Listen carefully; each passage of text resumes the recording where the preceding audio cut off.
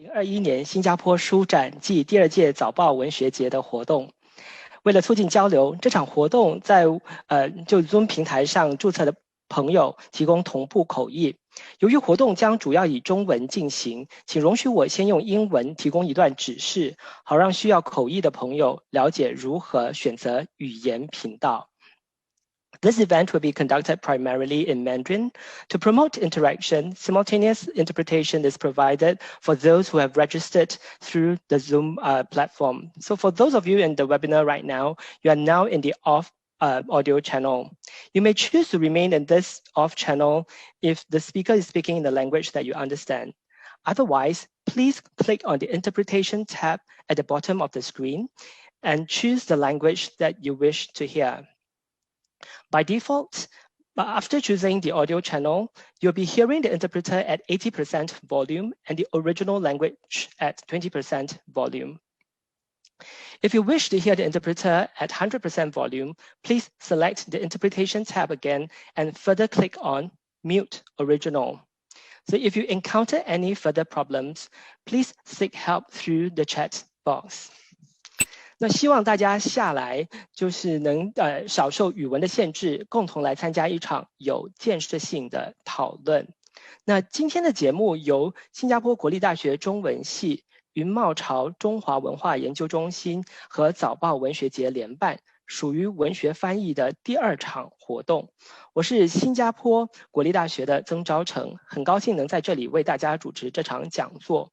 那今天的讨论围绕英文微型小说集《马来素描》的中译实践。那小说集被新加坡作家黄凯特誉为就是本地过去10年来最好的文学作品之一。那么其中译本也获得了早报书选2020的推荐，故此非常值得向本地更多的读者推荐，也向其他华语文地区的朋友推荐。那身为主办方的代表，我很荣幸的就今天请到小说的原作者亚非言和译者苏颖欣今天到场来和大家交流。那等会儿的流程是这样的，那么 Alfian 会先和大家做分享，那之后我再邀请颖欣谈谈他的反思，那再之后由我主持他俩的对话，最后则是和屏幕前的你们，也就是线上的观众朋友们交流。欢迎大家踊跃提问或发表意见。那我们现在马上进入就是活动的主要时段。首先让我来介绍亚非言。他目前是野米剧团的驻团剧作家，但他其实多才多艺，从诗歌、小说、翻译到剧本，他的创作横跨不同文类，并都取得亮眼的成绩。那么他曾荣获金笔奖诗歌组和国家艺术理事会青年艺术家奖，他也曾3次获得新加坡文学奖提名，更曾4次赢得海峡时报生活戏剧奖最佳原创剧作奖。对他的作品感兴趣的朋友，不妨浏览就是早报文学节为这场活动设计的网上专页，进一步了解 Alfian 的作品和履历。那我们现在就请他来给大家讲几句话。那Alfian 请。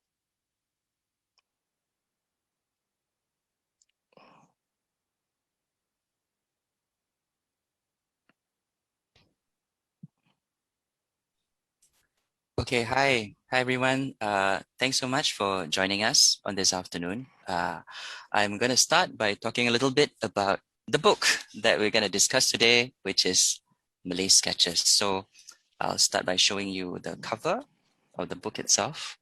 It's Malay Sketches, and this was published in the year 2012. And I think I need to also mention that I actually applied for a National Arts Council Arts Creation Grant to work on this book. So it's actually a grant that you can apply for, and it's a good grant because it's something that actually funds process rather than an actual product itself. So I was able to do research for this particular book. I spent quite a bit of time in my friend's place in Malaysia, actually. So this book was actually written in both Singapore as well as Malaysia. So the idea for Malay Sketches was born from a series of posts that I made on Facebook, actually, in the years, I think, 2010 to 2011. So I was experimenting with this form of flash fiction. And social media, I think, is a good place in which you can try out this form because, you know, people's attention spans are a lot shorter. Obviously, they're not going to read an entire whole short story when they're on Facebook, for example. So they will, you know, the attention span is, I think, more suited towards reading something really quite brief. So flash fiction is a form, it's a short story form that's really quite short. It's also known as micro fiction, yeah? So I remember what I was doing was I would post some of these stories online, and then there'd be interesting comments and discussions. And actually, I would also say that this is how a lot of writers start off. So obviously, I've had a few books published, but I will never, ever discount that process in which you share your work, let's say, on a forum or on a billboard. Yeah, because that's when you actually get a sense of what is the peer feedback, right? So instead of actually reading your works aloud at a, let's say, a public reading, and I do know that some writers do not like reading, and some writers actually sabotage or betray their own writing by the fact that they're very poor readers. You know, they're not naturally performative. So it seems to be much easier to sort of like publish your works online. You know, you can serialize it. You can sort of give people previews about it. So that's how it started. And I think after a while, it all came together. It all started to cohere as a collection of flash fiction that would focus on the stories of the Malay community in Singapore. And I remember always being quite keen on the idea of this sense of, you know, this phrase is not mine, but it's the empire writes back. And what I mean by that is that during colonial times, there was a lot of stories and narratives and images that were generated by colonial writers. Some of them were administrators, some of them claimed to be some form of like anthropologists. So the title of this book, Malay Sketches, also happens to be the title of a book by a colonial administrator. His name was Frank Swettenham. So he wrote a book called Malay Sketches in the year 1895.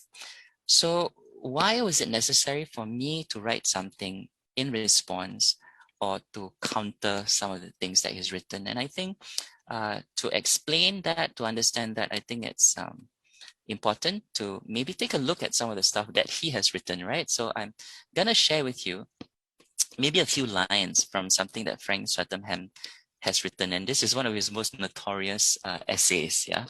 So he's got this essay which is called The Real Malay.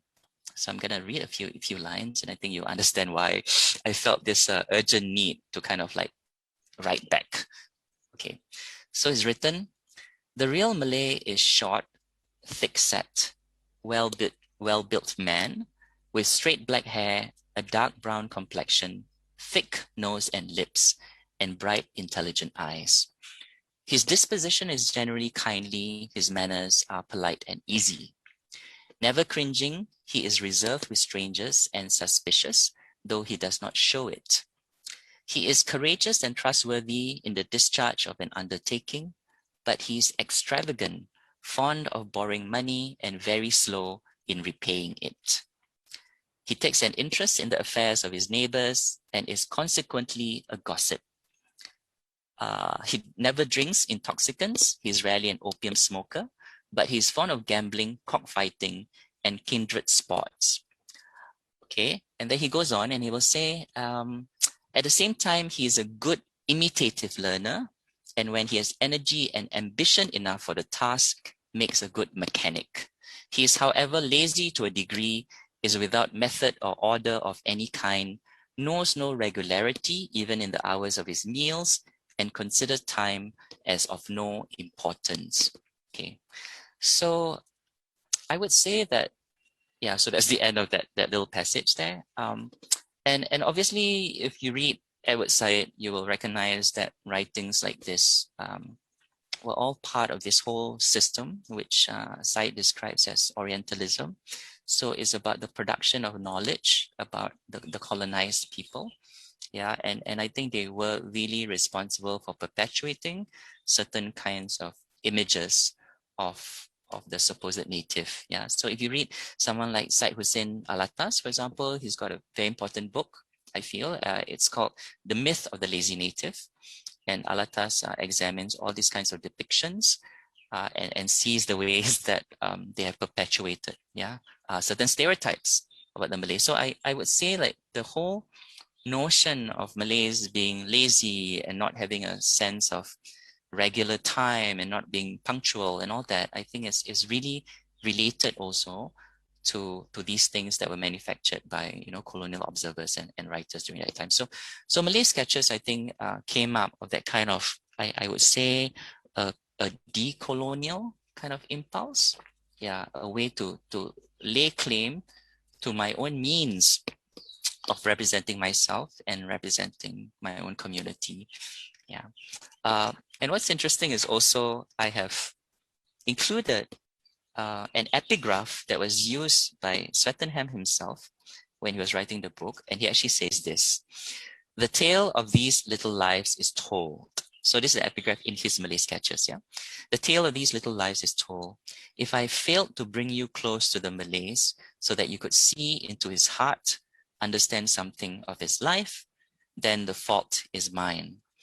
So obviously, when Swettenham wrote this, it's very modest and self-effacing, right? So, but then when I quote him, then it takes on something a little bit more sarcastic, right? You probably read it and say, yeah, you're right. The fault is completely yours because you have totally misrepresented an entire people based on your biased colonial lenses. I mean, one reason why Malays were considered lazy, for example, was that they did not want to participate in the colonial economy, right? In the colonial extractive and exploitative economy of colonial capitalism. This is something that Syed Hussein Alatas just has mentioned. So I think we can see, for example, that this book was my attempt to unpack those particular notions, those particular stereotypes. Yeah.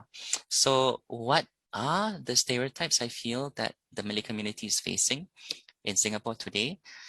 I think part of it is a legacy of those kinds of colonial thoughts.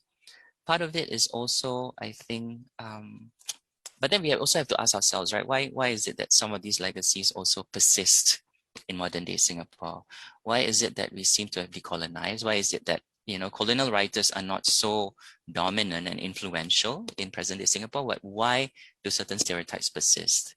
And I think there are many reasons I feel to explain this. One of which is our inability to look at class as a factor in explaining certain things. So we always tend to reach out for so-called cultural or racial explanations. So a very, for me, a very easy example would be something when they publish statistics about, say, academic achievements, it's always broken down according to race in Singapore. It's never really broken down according to like what kind of housing a family comes from, which is an indicator of class in Singapore, right? So I think if we actually publish statistics based on, how are people who live in private property, are they doing better than people who live in housing estates or, smaller room flats, etc.? I think that would sort of raise questions about the nature of social mobility and meritocracy in Singapore. So I think, our inability, or I think our reluctance to use a class-based analysis, I think has impoverished the discourse. Yeah. So I think I've gone on for a bit, and I hope to get a few more questions along the way. Yeah. But basically, I would say, if you're going to summarize what this book is about, I think it's a selection of sketches or short stories, flash fiction about the Malay community in Singapore. And I think the objective, as I was writing it, was try to revise some of the stereotypes that people might have about Malay people. So certain, I deal with certain issues like, say, drugs, but then you just sort of flip it around, and it so happens that in the story I write, the person who influences another person to take drugs is not a Malay person. Yeah, and it does turn out that in the story that the Malay person herself is kind of like victimized by the relationship. Yeah, so I think that's one example. Yeah, okay, and let's hear from my translator, Yingxin, and I hope to also hear some questions from all of you. Thank you. 感谢亚非言的分享。那么听完作者的分享，我们来听一听译者的经验。马来素描的译者苏颖欣是马来西亚人，他在新加坡南洋理工大学获得文学博士，之后曾经在马来西亚和台湾工作，目前为澳洲国立大学文化历史暨语言学院博士后研究员兼讲师。他的研究兴趣为东南亚历史与文学，尤其是新加坡、马来西亚和印尼的知识和文化生产。我知道颖欣他也活跃于马来西亚的公民社会，并在吉隆坡和同仁创办了就亚大屋84号图书馆，也就是他现在身后那个虚拟背景的那个样子啊。那我其实也有点好奇啊，就是他对文学翻译和民间知识生产，以及如何提高就是公民社会的论辩素质等等课题有些什么想法。那么不知道他的分享有没有触及，但是没有关系，如果没有的话，我们等一下可以在交流的时候再进一步的讨论。那颖欣接下来的20分钟就交给你咯。好，谢谢招成。首先我要真的很感谢主办单位，尤其是招成积极促成这次的对谈，让我有机会跟 Alfian 还有招成同台分享，然后也让我好好的思考自己翻译这本书的过程还有意义。时间不多，那我想我就谈3个重点好了，也请就是在 Zoom 和脸书上的观众如果有任何问题多多指教这样子。第一点我想谈的是为什么要翻译，为何翻译。那我是在马来西亚柔佛州出生长大的，然后我上的是华文小学、华文独立中学，后来到台湾念外文系，再到新加坡南洋理工大学念英文系。所以在多元语言、多元文化，在自小对我来讲，在新马是很自然的事情，所以我们身边经常会有非常多人，他们会很多种语言，然后也会很多方言，很自在的转换。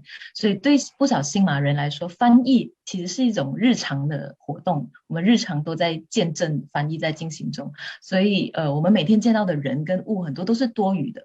我觉得尤其是在新加坡，在地铁站的标志和广播等等，总会有至少4语。所以即便是一个不会马来语的新加坡人，你也会知道什么叫 berhati-hati di ruang platform 是什么意思。所以这样理所当然，这样的理所当然，其实在我离开新马之后才发现，其实并不是那么理所当然。所以我后来在新加坡念博士期间，不断在我脑海里面进行的一种翻译呢，其实除了是语言上的，也是包括文化上的。所以在新马，因为语言跟族群总是连在一起，分不开。然后，所以翻译它其实不只是一个语言的事情，也是一种文化跟族群的事。所以到底新马两地社会跟和族群关系的差异是什么？相似性又是什么？是作为我一个在新加坡念书的马来西亚华人，我一直想要我应该要如何把这种观察跟思考说得清楚，然后要如何把这些相似的或不同的东西有一种对话交流的可能，是我一直在思考的。然后我也非常坚信，就是在新马这样子的多语社会里面，翻译工作是文化工作者责无旁贷的事情，是必须要做不可不做的事情。所以我也非常感谢今天主办单位的安排，就是有专业的译者为我们做同步口译的讨论，真的是非常难得。然后其实翻译让人看到差异性，也同时让人看到共通跟相似性。所以我就想起在可能上2个世纪，尤其是这种东西文化交汇很蓬勃的时候，知识分子跟作家他们其实在创作跟思考自身文化的时候，翻译占了非常重要的一环。然后马上想到的就比如说鲁迅好了，他大量的翻译跟引介苏联跟日本文学的作品，所以这些翻译工作也是他推动新文学革命的一种重要的部分。那我也想到了另一个例子是印裔的文学评论家Gayatri Spivak， 他翻译跟引介了印度的作家社会活动家 Mahasweta Devi， 他的小说就把他从孟加拉语翻译到英语。然后这也是 Spivak 本身去论述第三世界去殖民女性主义的一种行动。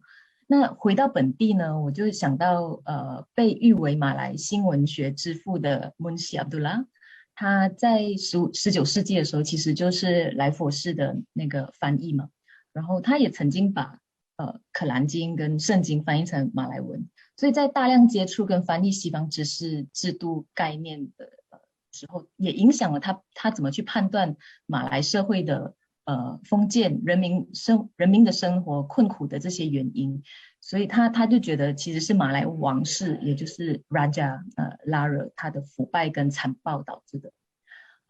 还有另外一个比较靠近我们这个年代的例子，其实也没有很靠近，就是1950、60年代的马来亚时期，在本地新马学习国语，也就是马来语的这个浪潮，以及以南洋大学为基地的这个华马翻译的实践。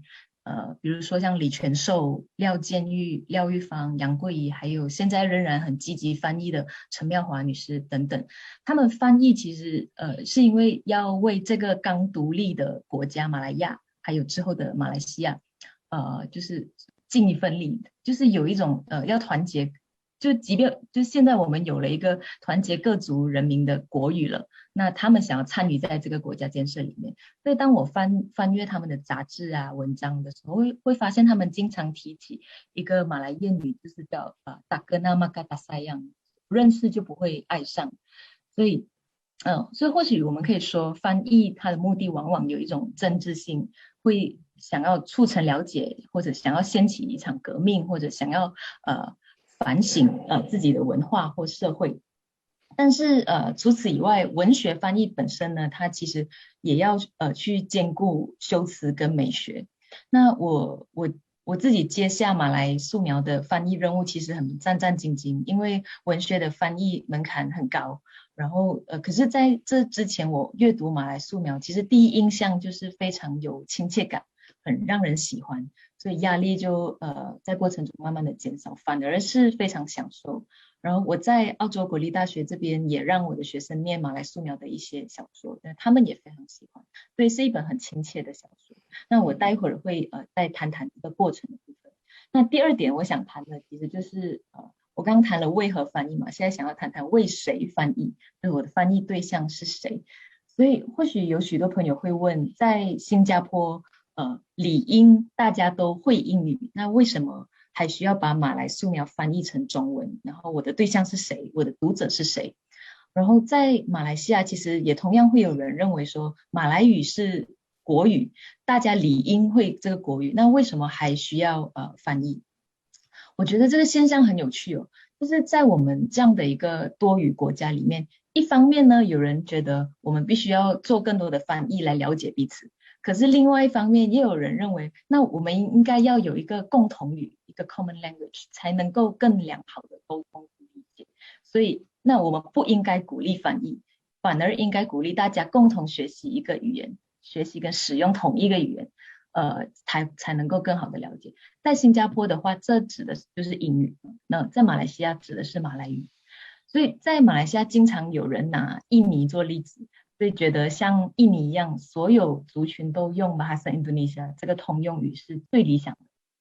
可是我觉得那个不同，在马来西亚不同的是，其实马来语本身它背后有一个比较僵化的排他的马来人的想象和族群的想象，让语言跟种族是没有办法脱钩。所以尤其是在1969年的513种族冲突之后，这样子的想象更被固化了。所以我们也可以想象，为什么50、60年代这种学习国语的浪潮也就慢慢的没落。然后在新加坡呢，新加坡领导人经常会说，英语是一个没有族群意涵的语言，所以采用英语是最好的、最中立的，因为没有一个族群可以占主导的地位嘛。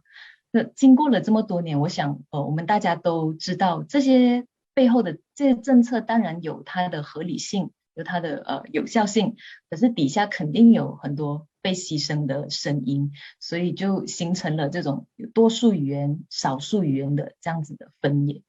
不过我觉得我在这里想要提出另外一种可能可以去促成思考的一个途径吧，就是暂时放下多数跟少数这种比较对立的方式的说法来理解语言真知在新马的复杂性。这点我要感谢 Alfian， 因为在前几个礼拜我们的讨论里面，他提到了vernacular 这个词，然后我就想了很久，我应该要怎么去翻译 vernacular。vernacular 它可以是白话文，可以是方言，可以是民族语言，然后可能可以是土语，或者是乡语，或者是本地话等等各种各样的翻译。可是我觉得这些在新马的脉络下都不是很准确的翻译，所以我在这里就暂且用乡语吧。然后在马来西亚 vernacular 这个词呢，经常是用来指涉非马来语源流的学校，也就是华语跟淡米尔语的学校。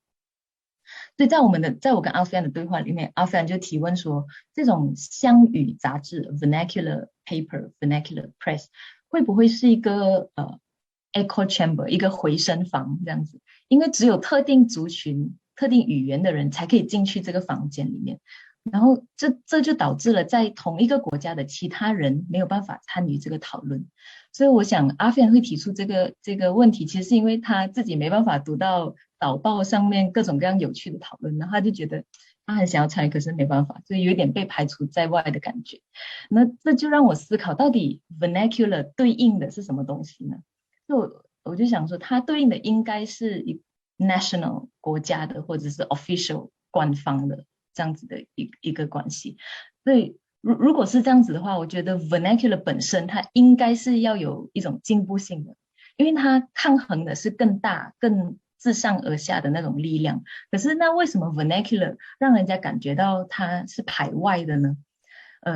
回到我比较熟悉的马来西亚，其实我觉得马来语本身它同时是 national language， 它同时也是一个 vernacular language。因为在马来西亚，马来语报纸的对象其实只有马来族群，反之英语报纸跟英语媒体才是所谓的 official paper。 这一点其实跟新加坡是很相似的，没有差别很大，因为我们都活在一个英语至上的世界格局里面。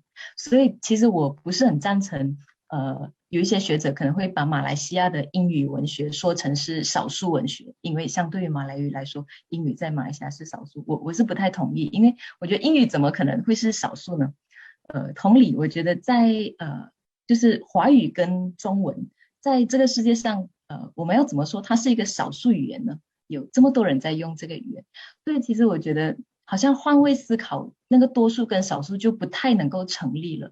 所以我觉得，我想在新马的特殊性呢，就是我们的乡语，我们的 vernacular， 也就是这个语言呢，它其实不是一个主导的语言，它是一个要跟人家对话，它是一个要跟人家交流，要抵抗这种权势自上而下的权力的这种语言。就此而言呢，我觉得华语、马来语甚至是英语都可以是一种乡语。它问题在于使用它的人的态度是如何的，我们要怎么看待它？所以它不应该是一个排外的语言，所以反而它应该是要能够和其他的乡语进行对话跟交流，促成相互理解的语言。所以我想说，我把这本以英文写成的马来素描翻译成中文，其实是抱着这样子的态度的，就是英语到中文。可是马来语呢，它其实在居中在这两个语言之间。对，我上面可能说的比较复杂，那其实我简单的想要说的就是我为谁翻译呢？其实是为新马读者翻译。虽然这本书它是在台湾出版，面对中文世界嘛，大众化，不过其实我的翻译的对象，我的读者其实在新马，在这里华语或者是中文，我觉得它是一个乡语，它是一个 vernacular 的语言。然后最后我想要可能谈谈我翻译马来素描的一个过程吧。就是前面提到说文学批评家和翻译家 Spivak 有一句话其实我蛮喜欢的，就是他说翻译是最亲密的阅读行为。翻译的时候我臣服于这个文本里面，所以翻译其实很挑战译者本身的那个身份认同。就一方面译者是很有自主的想法，一方面他又必须忠于那个原作者的文本，所以面对不少的拉扯。对我来讲，我算是很幸运，因为我觉得翻译过程非常的算是很顺利，而且也很享受。我想我对Alfian 笔下的这些人物跟脉络都算是蛮熟悉的，然后不清楚的地方我也可以直接问他，所以是很荣幸的一个翻译过程。对翻译马来素描，我也经历了一次很亲密的阅读旅程。所以我跟Alfian笔下的角色就是面对面，所以我喜欢这本小说里面的每一篇小说，他们都让我有一种临场感，仿佛好像我就站在那里看这些角色，甚至误会我自己本身就是那个写作者，我就是那个作者，进入了那个角色里面。我记得翻译到新加坡之夜这一篇的时候，我耳边就是其实一直响起各种马来歌曲，就是虽然我也不算非常熟悉，有听一些马来歌曲，可是在翻译过程中，我就觉得我进入了这个角色。那一个礼拜翻译这一篇的时候，我每一天都听 Kartina Dahari， 就是特别是 Rindu 这首曲子，因为在他的那个小说里面提到。所以远在异乡，我觉得这首曲子还有Alfian的小说，其实都给我不少的安慰。我希望大家也一样的喜欢。然后最后是要感谢那个促成这个翻译计划的，在台湾的蔡秀明，还有西马吴庭宽，还有出版社台湾灿烂时光书店，然后让这个书可以顺利出版。然后因为我还有几分钟，是我有一个任务，就是赵晨给我的任务是要朗读其中一篇小说，叫做《团聚》，英文叫 Reunion。那我现在就争取时间朗读这一篇。2周后就是同学会了，在姐姐的建议下，莎莉哈开始节食，喝一种印尼草药加姆。丈夫马吉问：“那有效吗？”“只对女人有效，你不要乱试，懂吗？我要藏起来。”“我才没有要试，我只是想要知道有没有办法在2周内见效。”“不要以为我不知道你偷吃我的月见草油胶囊，你看到药丸就忍不住。怎样？你不想要看到你的老公跟你一样健康哦？”莎莉哈在搅拌杯中的草药粉，那颜色挺吓人，像苔藓一样。她害怕把它们吞下肚。马吉并莫答，月见草油是给停经女人用的，它不是维他命。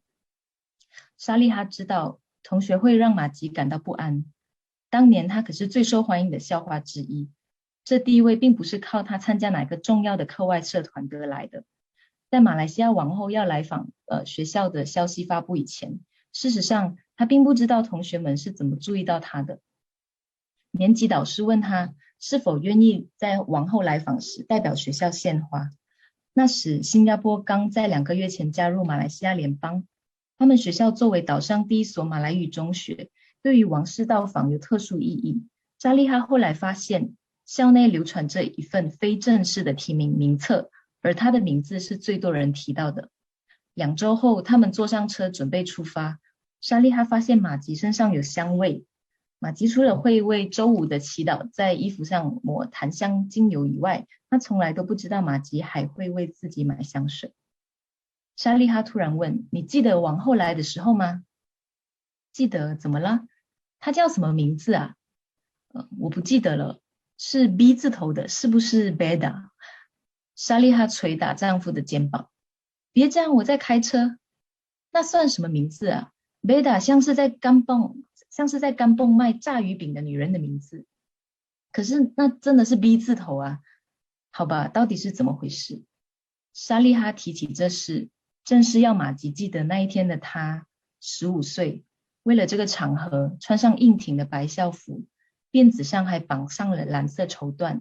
当时她可是有一大把追求者，像是卡玛，现在是报纸编辑，或者是阿杜甘尼，后来当上中学校长。但她把自己交给马吉，她班上的高材生。谁会预料到她最后在公共事业局当电工，然后是计程车司机，而她则是为了贴补家用而在工厂工作。同学会在一家小型饭店的宴会厅举行，司仪开始朗诵一首与离别思念有关的班顿诗歌。他强调每一次的同学会都是延续校园精神的机会，毕竟学校在1980年代末关闭了。餐点像婚宴一样有香料饭、腌菜和咖喱。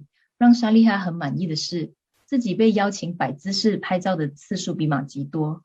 他庆幸自己对节食的坚持，让他在2周内就掉了2公斤。马吉在位子上看来很满足，脸上挂着僵硬但宽容的笑容。回家路上，马吉说：“我看你刚才和卡玛谈了很多。”“是啊，他对老婆很好，几个月前才去旅行，是巴厘岛。如果你嫁给他，他会让你过得更好的生活的。”每一年同学会的晚宴后都像这样，沙利哈只是想要挑起马吉的一点醋意，这是他在这个年纪最能感受自己被渴望的方式。不过有时候他怀疑自己是不是太过分了，过程中是否也伤害了马吉。对马吉而言，这些对话仅是破碎梦想的碎片，会刺痛但无害。他们的学校在1961年创建，那年政府宣布马来学校文凭被承认，地位和剑桥学校的文凭相等。当时教育部长欢呼说，这是殖民教育在新加坡消亡的明确标志。在那之前，电台播放马来语课程，马来语被指定为国语，马来人享有免费小学教育。当时被称作 Yang di Pertuan Negara 的国家元首已从英国总督换成一位马来记者。没有人会怪当时的马吉，会想象自己有多么光明的前途。再说他是学校顶尖的理科高材生，他追求沙利哈时充满了坚定的信心，以及给他的那些崇高承诺。然后新马分家了，举国上下推广英语。事实证明，那些读文科的后来比较有成就，至少语言教师和母语记者还被需要。但马吉的文凭在一夜间失去了价值，就像日本占领时期发行的那些香蕉币。马吉心想，这1年1度的同学会尽管使人紧张，但远比那些永远不会发生的苦涩团圆梦来得好。沙利哈想象自己住进别人家过生活，总比他想住在另外一个国家来得好。Budria， 马吉突然说，什么？我记得了，她的名字叫登姑 Budria， 那个王后，她来自波里士州的王室。波里士，沙利哈若有所思的附送，我们从来没去过，不知道那在哪里。或许我们可以去参观王宫，她现在应该很老了吧，可能都不在人世了。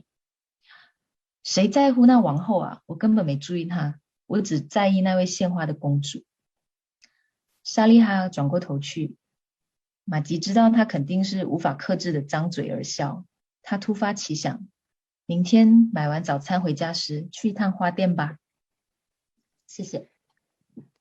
谢谢尹欣哦。我想就听完 Alfian 还有尹欣的分享之后，我觉得我需要自我反省。我听起来像是一个比较专断的活动策划人，忙着给大家布置任务。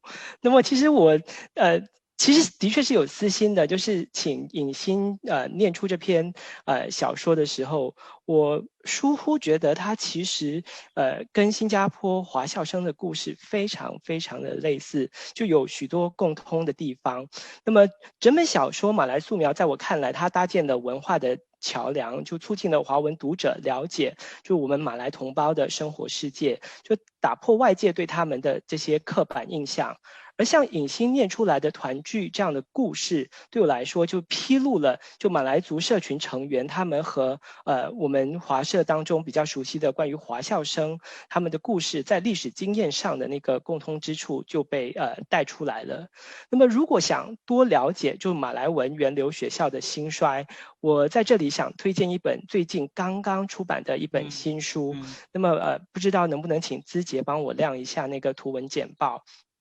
就是那个叫 Sang Nila Utama 和 Tun Sri Lanang Singapore's Last Malay Schools。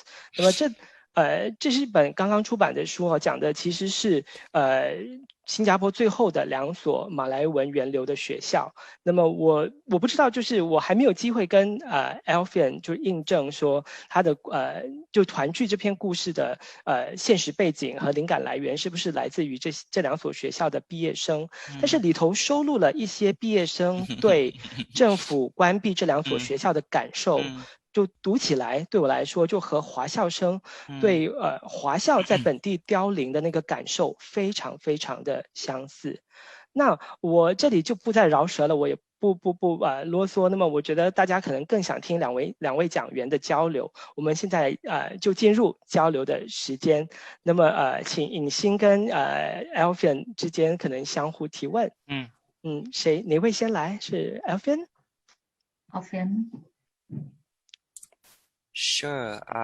So Xiaotia, I think in response to what you mentioned about the closing of the vernacular schools, right, the Malay schools, I definitely think it's a kind of social trauma that is experienced by the Malay community. But I'm also very aware with the closure of some Chinese vernacular schools and Nantau University that this is something that's shared, right? And I do think it's very interesting for me that a lot of these particular sentiments, when it comes to, say, the closure of schools, when it comes to forced resettlement as well, these particular social traumas, the discourses are mostly in the vernacular languages, I find.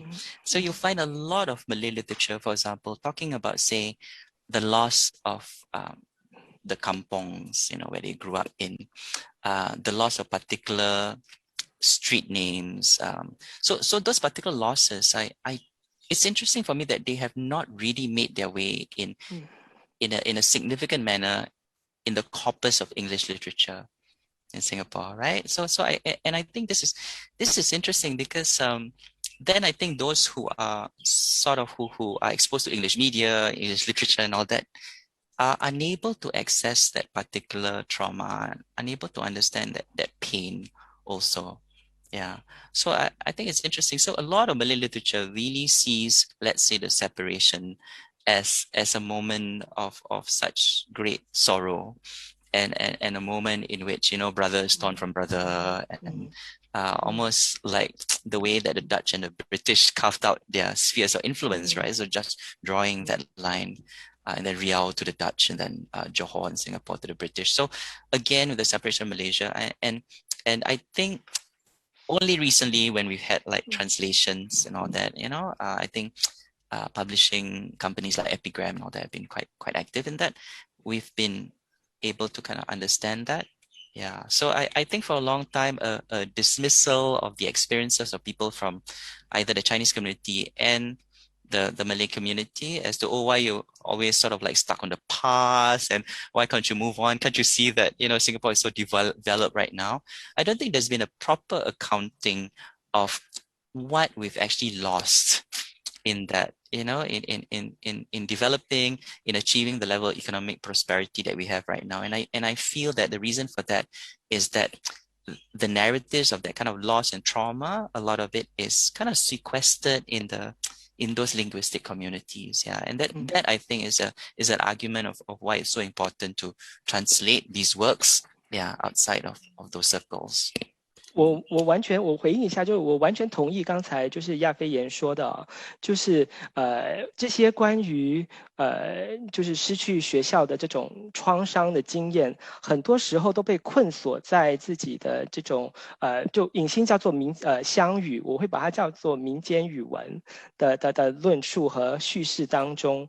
那么虽然有一点反讽啦，就是说只有翻译成英文之后，大家才能够彼此了解那么但是我觉得至少我觉得是有一个渠道让大家了解，就是说彼此的社群都有这种类似的创伤的经验，然后从那里作为一个出发点来找出更多的那种共通性，而不是把彼此继续隔离起来。对，那么我不晓得颖欣你有什么想法，或者你有什么问题想问一下 Alfian 的吗？对啊，针对这个我觉得是很有趣的，尤其是刚才赵晨提到说我们都需要通过英语来彼此了解，然后而且通常怎么说呢，就是很多时候是要，而且是离开了之后然后才会了解，比如说去美国或者是去哪里读书了之后，然后才发现原来就是在我的国家有这些作者什么，我之前在那边的时候都不知道。我觉得好像经常都有这样类似的情况发生。就提到说英语，我觉得也是回到那我们要怎么去看待英语这个语言。当然很多人会把英语说成是就是一个殖民的精英的语言。那我觉得很多时候是看要怎么去把把这种要怎么去把它消解掉它的精英性。然后比如说在50年代的时候，就是亚非言的名字嘛，是亚洲非洲的作家言说，所以其实亚非作家他们之间沟通的语言是英语。所以我觉得这就是我们使用英语的一种可能，英语的可能性。因为对，而不是把英语当成是一个社会地位。很多时候很多人把英语当成是一个你有没有办法进入某种社会地位的一个途径这样。然后对，这个是简单回应这个东西。然后刚刚提到那个一种 sense of loss， 就是失去一个世代或者一种记忆的这个东西。我觉得回到马来西亚，其实经常在华人社群里面真的是也一直有这样子的这种情绪在。当然作为年轻一辈，当然就觉得我们要想办法走出这种情绪，然后尝试做一些事情吧。因为像我从小在那个中学念书的时候，都会因为是华校嘛，所以会每一年一直有不断的这种就是会有人来告诉我们说，你知道林连玉吗？然后他就是因为我们的学校才能够保留下来。然后尤其华文读中，就是因为拒绝改制，拒绝接受政府的津贴，然后都是靠大众捐款等等，所以我们这些学生都每一年都必须要去为学校筹款，就是一定要的。甚至学校会规定你每一班一定要筹到多少个数目，这是必定要。所以我们从小就知道要去跟大家去诉说我们华校生的可怜，然后请捐款给我们吧。这是所有华校生读中生都要面对的事情。所以我觉得在这样子的情绪这么久了以来，我们还能够做什么去从这一点上去互相理解吧。不同的像在新加坡的话就是马来社群也面对同样的问题，可是大家其实不知道，就是很多华社的那个也经历过同样状况的人，他们不会想要去理解。所以我觉得像团聚这一篇小说就真的是能够反映这个部分。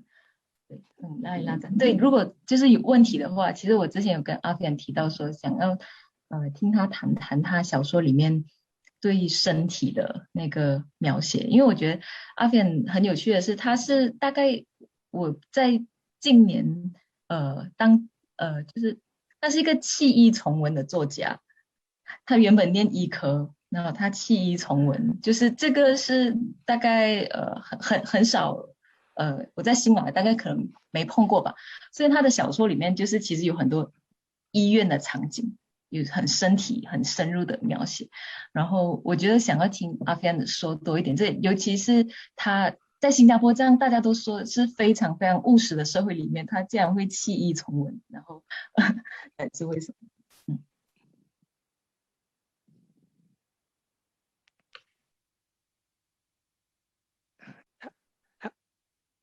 ？Alfian 就是就尹欣问了你为什么弃医从文。Yep. I guess I was just heeding what Lu Xun said about about society, needing to be healed, not necessarily in a physical way, but I suppose like a spiritual or cultural kind of way, right? Kind of. No, I'm kidding about that. So the question was about why I went into writing, right? I think the easiest way to explain it is maybe to say that I don't think it was a choice that was true to what I really wanted to do. I think it was the choice of going to medicine, I think was influenced by many factors, one of which is about growing up as a minority in Singapore, where it became quite crucial to somehow prove oneself, to demonstrate that Malay people could become professionals, could become doctors. And I think I sort of was enmeshed in that kind of a discourse about, community representation and community uplift and all that. And I made certain choices that I think was more about this kinds of like the symbolic value of it rather than what it personally meant to myself. So for me, I always felt like my true calling was in literature, in writing. And therefore I would say that it was a choice that I felt was kind of pushed on me by various social forces. 谢谢亚飞言的回应哦。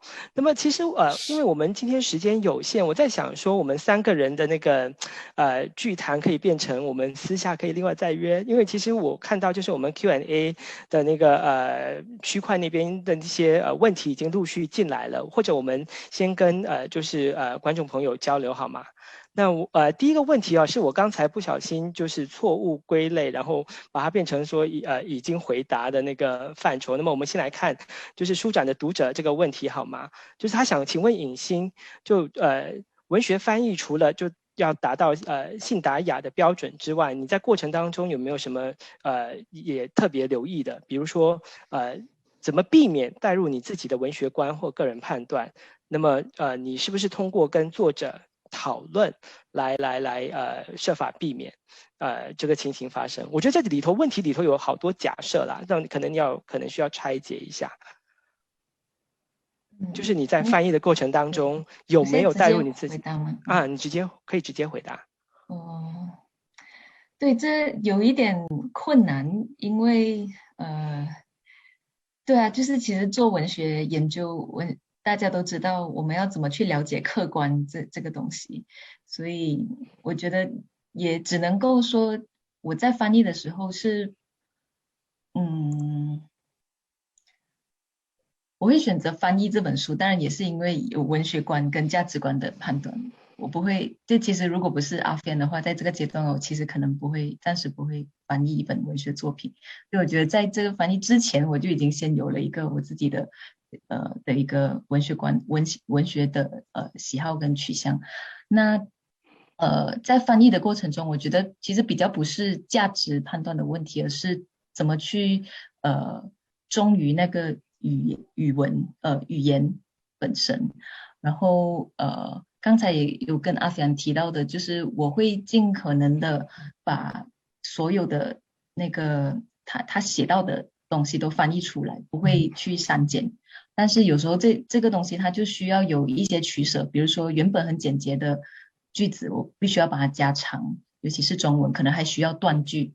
然后一开始的时候，我其实是尝试用原来的那种它的语句的方式来翻译，可是后来我觉得没办法，在中文的话，我需要再把它就是可能分成2句或者是3句这样子。但是我觉得意思我会逼自己要把那个意思都有办法准确的传达出来。然后对，还有我没回答到的吗？没有，其实我觉得已经就相当完整了。那谢谢颖欣哦。那么我们第2个问题是一个早报的读者春珠探，他在询问关于新加坡马来书籍出版业的情况。那么想请 Alfian 可能帮我们就是解答，因为我实在不了解就新加坡的一个马来出版业的情况，就你所知。Yeah. So I'm probably not an expert on this because I'm much more familiar with the English literature scene in Singapore. That said, though, I think, as I mentioned earlier, one of the so-called historical or social traumas in Singapore is this idea, is the event which was separation from Malaysia, right, in 1965. And I think what happened with that was that there was a sense that the literary center was going to shift to Kuala Lumpur. So Singapore was, at one point of time, I think you could say it was a kind of center for articulations of Malay modernity, Malay cosmopolitanism, right? So it was where the Malay film industry was located. It was also a center for print journalism and literature.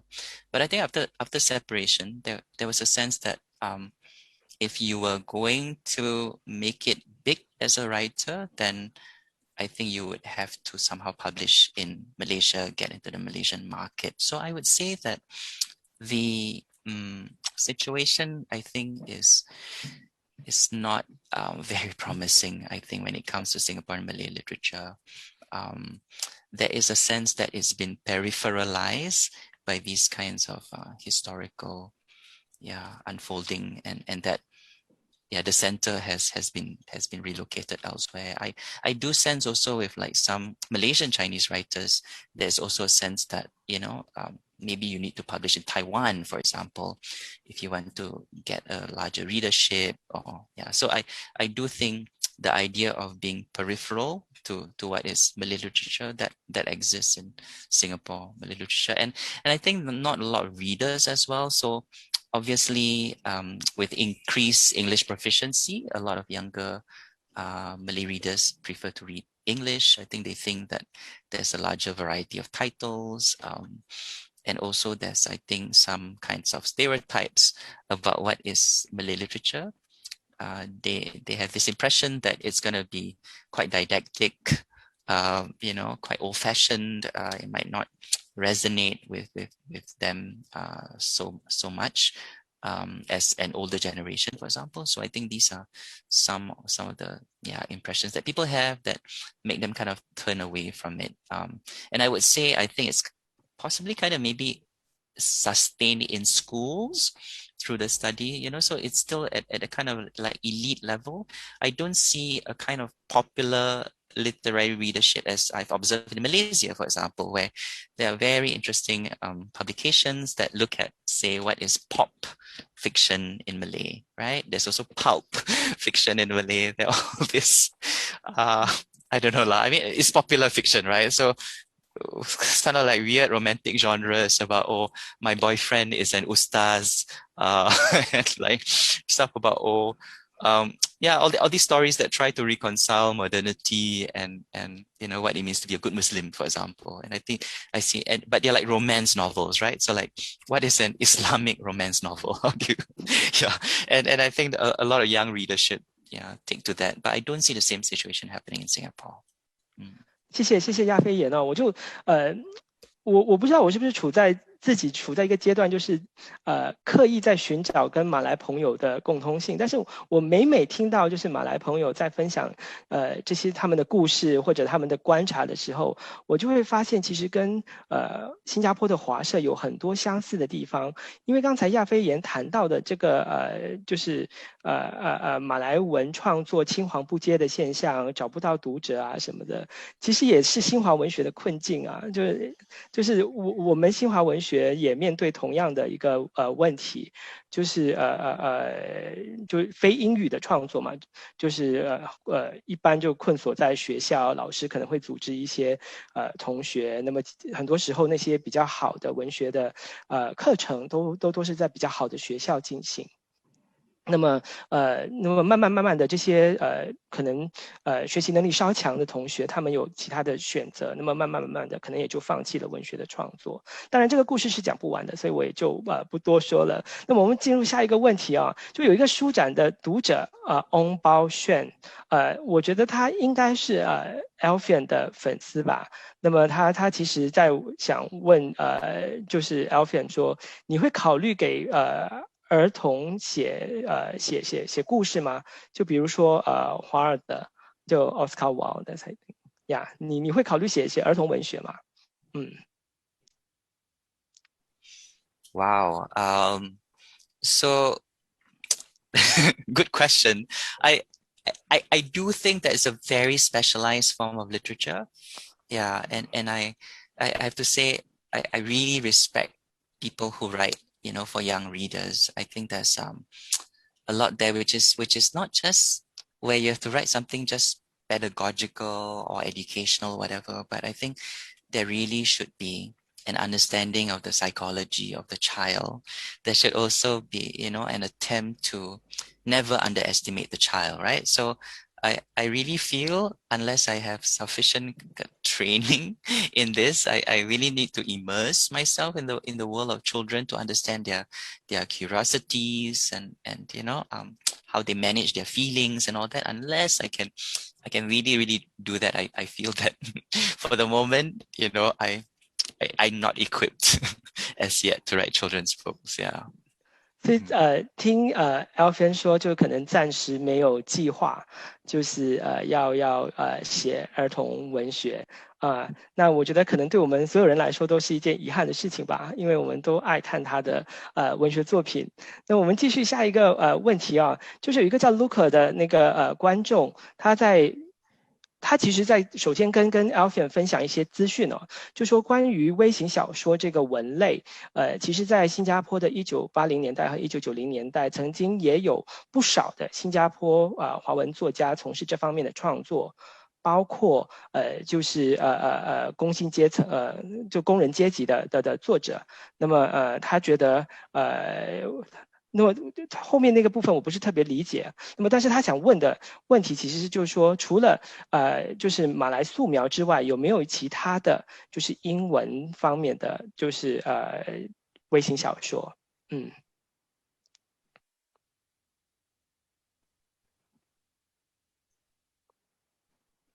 Right. Yeah. Thanks so much for that question. I'm really interested in when you mention working class writers. Yeah, because I think writing in English, that's something in Singapore we don't encounter so much, right? Because of an association with English and being an elite language. So I'm really keen to read if they are translated in any way, some of those writings of flash fiction by working class writers in Mandarin. I think there are a couple, maybe other works of flash fiction that I know of. I think there's a collection by Justin Kerr, K-E-R, and I think it's a very underrated collection. I'm not sure who published it, but I think maybe either Epigram or Ethos Books, but do look it up. I'll try to look up the title as well, but I would highly recommend that. As to whether there are more, that's the one that I can think of offhand, at the moment. But I would really look forward to translations of those working class flash fiction into English. 谢谢亚飞言。那么下一个问题其实是既问 Alfian 也问尹欣的，就是说这位观众 Teresa 他就是很喜欢，就是说就听你们谈你们的那个翻译的那个过程那么我在想，其实你们分别不止今天也包括就你们接受早报采访的时候也都谈到比方说像亚飞言他在创作的时候，有些人物其实是不会说英语的，那么要先想象他们如何用马来文说出那些话之后，你再下笔成英文。那么在尹欣那方面，我自己是觉得，就是你在调整你的一些措辞和表达，就是为了适应台湾的市场或者一个大中华圈的读者的时候，对我来讲也是在进行某种内在的翻译所以就结合 Teresa 的问题，就是说你们是怎么就是处理这个翻译这样的一个过程，就是你们怎么翻译这种多元语言这种不同情况的，就是语文的交通，应该是讲这个的 traffic of different languages and different permutations， 就不同形式、不同种类、不同方向的这种语文交互的情况。或者可能尹欣你先来。好。对，这个就是其实在那个访问里面我有提到说，因为为了台湾读者，所以有一些本地的用词要改，比如说我们习惯的德式我要用计程车来表达，然后等等，这些是为了台湾读者而做的一些注释这样。那其实我觉得很有趣是阿菲提到说他知道有一些角色他们必定是要说马来语而不是说英语，那其实我作为一个中文译者的任务，我就是要让这些角色说中文，然后所以我就要想象他们说的是怎样的中文。然后我在阅读那个英文小说的时候，我知道他们有一些可以从句子的形式来看，知道说他们是在说马来语，不是在说英文。可是对，我觉得我要让他们说怎么样的中文是一个比较困难，我觉得我可能也没有做的100%的好，然后也跟我自己的阅读习惯有一些关系，因为可能从小看比较多是台湾的小说，所以在文学上的这个吸取，其实我觉得可能他们说的是比较偏台湾式的中文，因为我也面对台湾读者嘛，对，所以对，我觉得这个还需要再好好想一想。对，如果读者发现了什么clue，可以跟我们讲一下。我作为读者，我首先就是说我其实闻得到台湾的气味，对，但是我们可以私下再交流。那 Alfian 你有什么想法吗？就关于这个问题。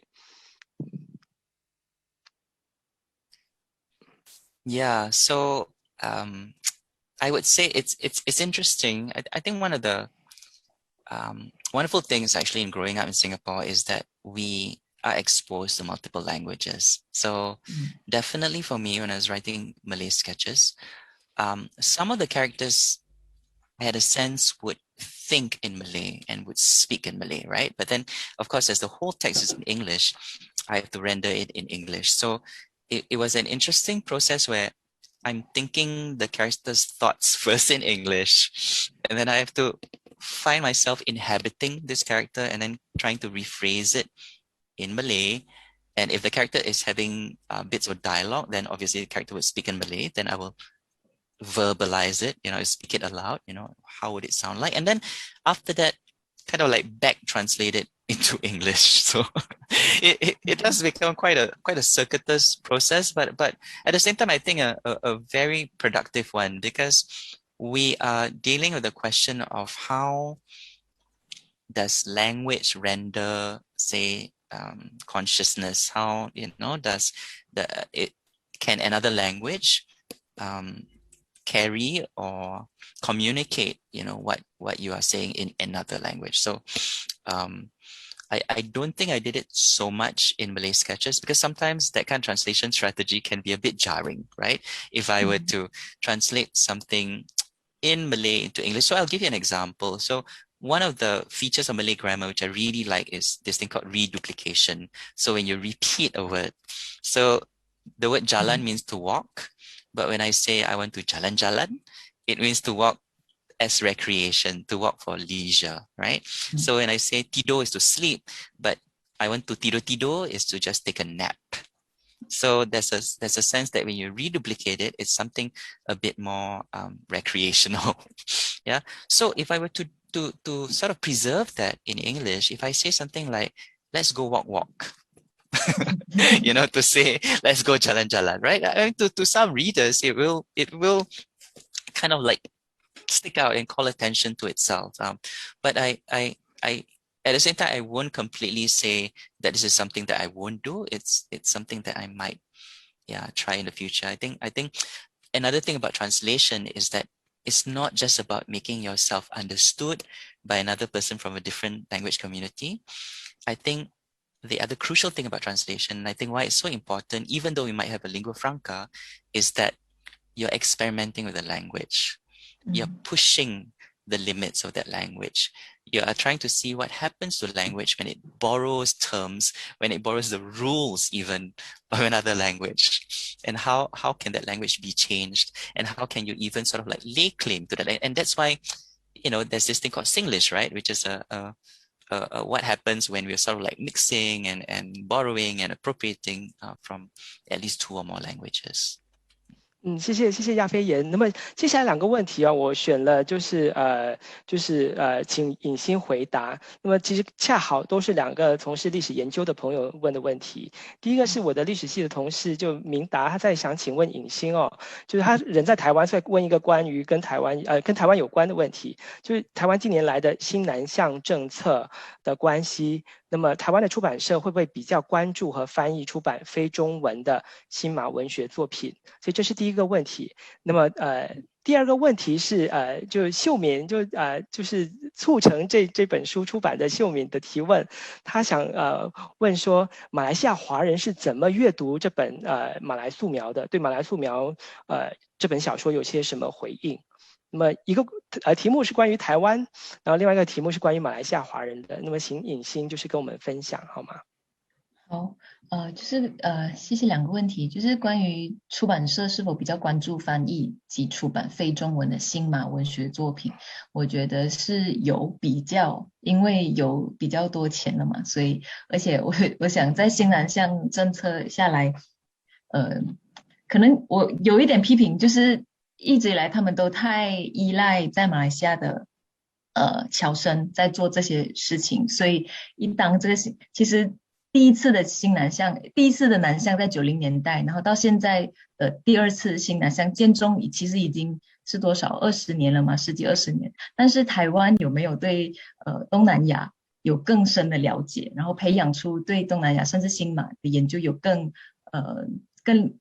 可以做这些翻译更引介的人，其实没有，所以我觉得这是新南向，突然间又有一笔钱了，可是在台湾社会好像没有很准备好要去做这个事情，所以我们发现有很多新南向的钱，可是对这个可能我就大概只是讲到这样，不过的确我发现有比较关注一些非华人的那个书写有被翻译，然后像菲律宾的，然后印尼的Eka Kurniawan 也翻译了，然后在新马在 Alfian 之前，我印象中就是多是新马的英语，可是是华人的作家有被翻译成中文，所以非华人的作家还没有，所以 Alfian 应该是第一个，如果我没有搞错的话。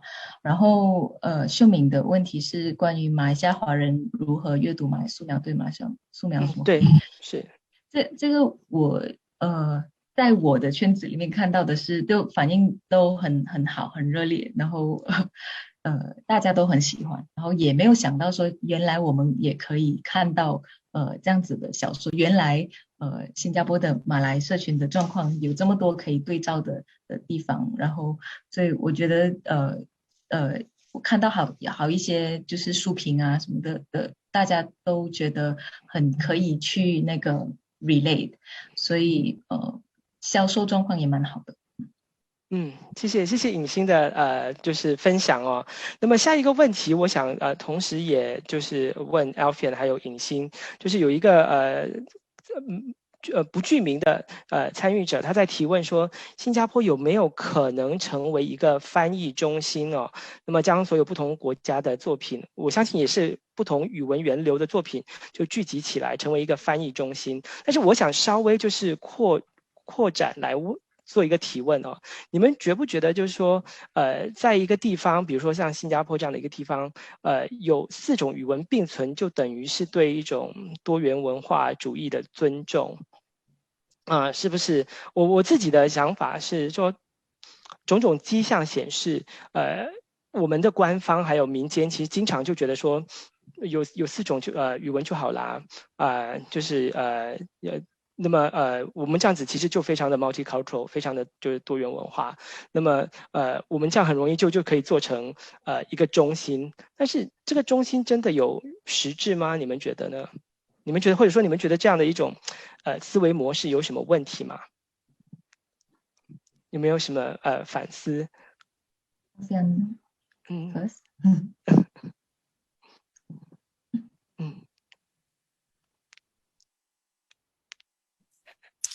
？Yeah, so I think it's important to kind of really investigate what would be the motives behind being a translation center. So I think in Singapore we have this thing called hub mania, for one of a better word, where we kind of feel that because somehow Singapore is geographically kind of centrally located and it's got good infrastructure, whatever, then we can become a center for a lot of things. But I think sometimes we need to see whether the practice matches up to that kind of like rhetoric, you know? So what I mean by that is I think even before we can possibly build translation capacities. I think that is something that you can solve with money. I mean, I hate to say this, but I think in Singapore, we kind of think that we can solve a lot of things with money. If we can maybe invest in a couple of people who want to go for translation training, whatever, and then we can set up a, state-sponsored translation center, we can build up capacity. But I think what's even more important than that is, do we live in a society where we feel that all the languages are important? Do we, attach equal importance for all of them? So I would say that even though we've had a policy of 4 official languages, I would also say that for a long time, we've only seen in some public messaging, and even, sometimes you go to an ATM and then you will see and for a long time, I have to say that I did not notice the Tamil. I would see the English and the Mandarin and the Malay. So only recently they brought it back. Yeah.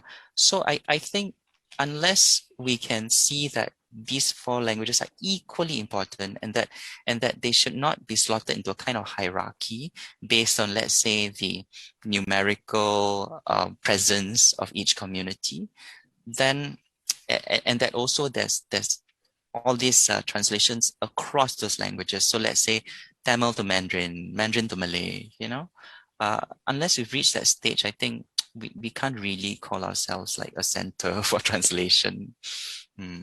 We might be a hub, and that is maybe more infrastructural than anything else. 对，我觉得也是说，就是大家有没有觉得这个所谓的4语之间是可以有一个比较怎么样 horizontal 的关系，而不是就是一定要有一个英语作为那个中介，一定是作为一个好像一个 pivot language 一样，一定要英语，然后才有其他语言。所以这就是，可是现实是没有这样的资源，大家可能也觉得没有这样的市场，所以就没有人去做这样的事情。可能对新加坡我比较不熟悉，不过对马来西亚来说，当然什么时候就是要成为一个 hub 或者是中心是有可能的，只要你有政治意愿，然后有经费就可以做。其实在513之后，就是69年之后70年代，在我们的国家语文局，其实像乌斯曼阿旺这样的作家，他就集结了好一些作家，说我们要一起来翻译，就是华马，然后等等的翻译，然后就大家组成几个作家就觉得我们需要做这件事情。为什么呢？是因为国家有社会有一个创伤了，我们需要去复原，我们需要去促进族群的交流，然后做这样子的事情。然后可是就是这个东西，当它没有这个政治的意义之后，它就慢慢的就是没落了。所以现在也很少人在谈这样的事情。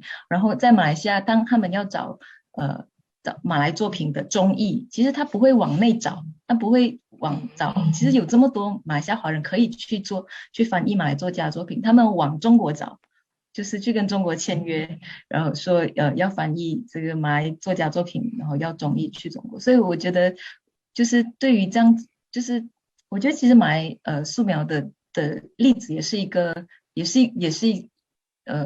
例子吧，就是我们在本地在新马基本上没有这样子的资源跟我们认为的读者市场去做这件事情，所以我们都要依赖中国跟台湾的资源，拿新南向的经费来做这样子的事情。可是事实上我们能够自己做，只是需要一些政治魄力吧。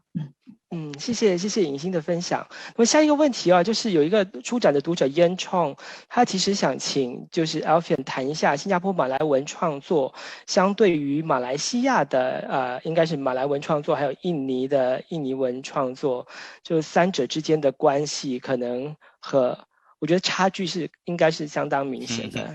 但是就可能谈一下他的观察，还有想法，对。等于是在马来世界的一个出版还有文学创作的情况。Wow. Okay. So I think definitely in a place like Indonesia, where Bahasa Indonesia is the national language, I think definitely in terms of the literature that's produced there, it's a lot more dynamic. And, and in terms of the sheer volume that's actually being written, of course, there's so many books published there. So I would say that it's interesting, right? So I think within the Malayophone world, there really is again a sense of a center and periphery. So I do think that even as Malay writers in Singapore kind of feel that the center is in KL, there are writers in KL who then feel that actually the center is in Jakarta also, or there might be some kind of like friendly rivalry, because geopolitically Malaysia and Indonesia have always had a bit of that going on, right? And that might stretch all the way back to Srivijaya versus Majapahit. So, this very old feud. That said though, I think I would say it's really unfortunately dependent on the readership in each country. And I think the smaller the population and the smaller the readership, I think that somehow it affects the literary output, in those different societies.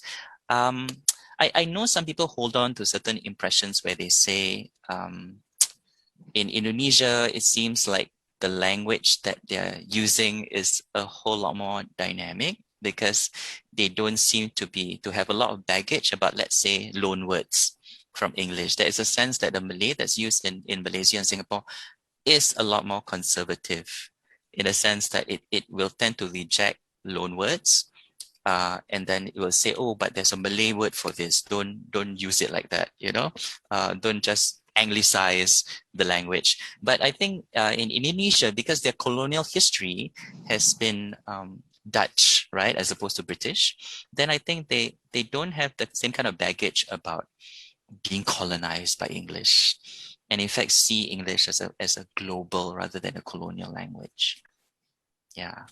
So I would say, even though my Indonesian is not so good, but when I read like Indonesian academic papers, there's so many English words, and it's so easy in Malay or Indonesian. You just change the spelling at the end, so like definition becomes definasi, and then then that becomes an Indonesian word. Just claim it.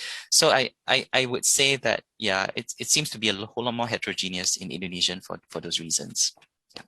好，谢谢亚飞言。因为我们时间，我觉得我们可能还有点时间，那么可能多回答2个问题哦。那么我现在挑的其实一个问题是一个叫关的一个观众，他提说，就是不同的语文社群呢，在一个像新加坡这样的地方，可能似乎一直没有办法理解彼此和对方。那么翻译是不是唯一的方式？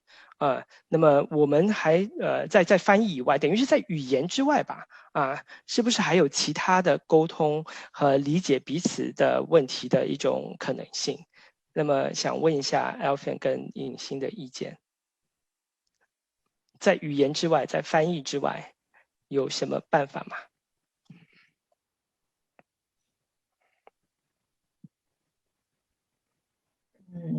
这我先回答嘛。有很多办法，我觉得语言翻译当然是一个，然后因为它文化翻译其实涉及的层面很广，所以我觉得语言当然只是其中一个。可是这真的是取决于那个要交流的那个文类是什么。比如说，我觉得像剧场，阿菲安做的剧场，其实语言并不是一个大问题。因为你可以有 subtitles， 然后大家就有很快有办法去了解那个现场。虽然他们需要看那个 subtitle， 可是可以有办法进入。然后电影也是可以很容易的用字幕来了解。可是文学翻译就是完全不一样，它的墙很高，所以这个语言的这个翻译，它就需要一个更多层次的一个跨越。所以这就是为什么文学翻译总是很慢，然后总是很困难，然后要耗的精力等等的资源都是比较多的。然后我觉得当然在在马来西亚的话，我觉得那个翻译它其实是，就刚刚我在前面提到，它其实是一个很日常的东西，然后它并不一定是用一个很这种一个语言到另外一个语言的这种沟通方式，但沟通有非常非常非常多种，我想可能一下也想不到一些例子，不过总是有机会的吧。所以 Alfian？ Yeah, I think definitely in the realm of culture, right? And your cultural products. But also somehow, sometimes I do feel that language still plays an important part because we are maybe mentioning subtitles, for example. I think is what mediates the understanding. So I would say, like, I'll give an example. When I watched Eva Tang's documentary about Sin Yao in Singapore, first I get to learn what is Sin Yao music in Singapore. And secondly, also, there's a lot in that documentary that also looked at, let's say, the closure of Nanta. And I remember one scene in that film where I think someone was asked about, what did it feel like actually to have Chinese language overnight kind of demoted, and then suddenly English became this superior language, and then you were judged basically on whether or not you could speak it. And if you couldn't speak it well, there was this impression that, oh, then you're not an intelligent person. And what I remember from that scene was that was the silence of the person. So this is something that's beyond language, right? You're kind of like looking at the person's face, you're looking at the burden and the pain that the person is carrying, in the body. And you just see the linguistic prison that has been built around this person because of these state policies. And you suddenly see how history is marked on bodies, and I think that silence was just so eloquent. So I think it's something that goes beyond translation.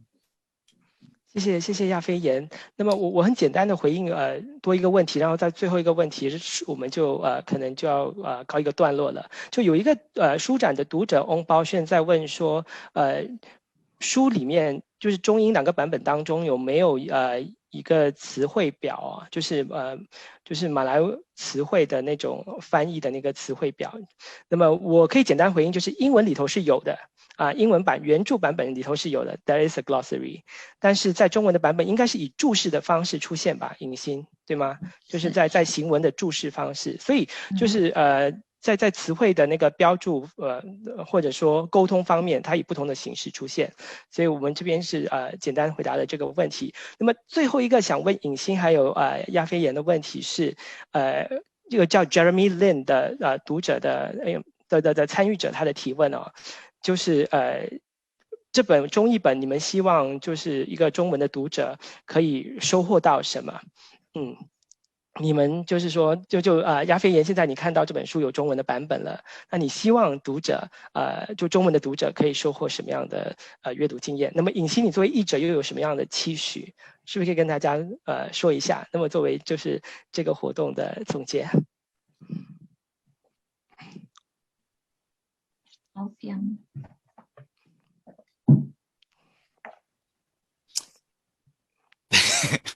That's not. Thank you for a question that is forcing me to think really hard about the answer, because I think it's related also to the question of like how is this experience different from, say, an English reader of the work, right?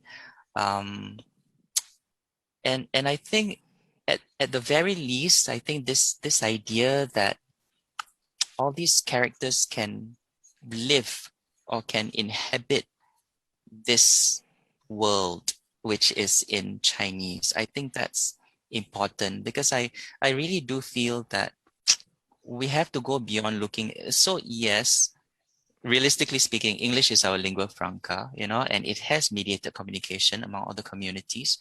But I'm also looking at the possibilities of the affinities between, the different languages. So is it possible that a story about Malay experience that's translated into Mandarin can actually be truer to that experience than if it was actually written in English. I'm interested in these kinds of questions, that maybe there is an affinity between one Malay word or sentiment or attitude with a Chinese word, and that in fact, in English, something is actually lost, that there is a greater fit between the two languages.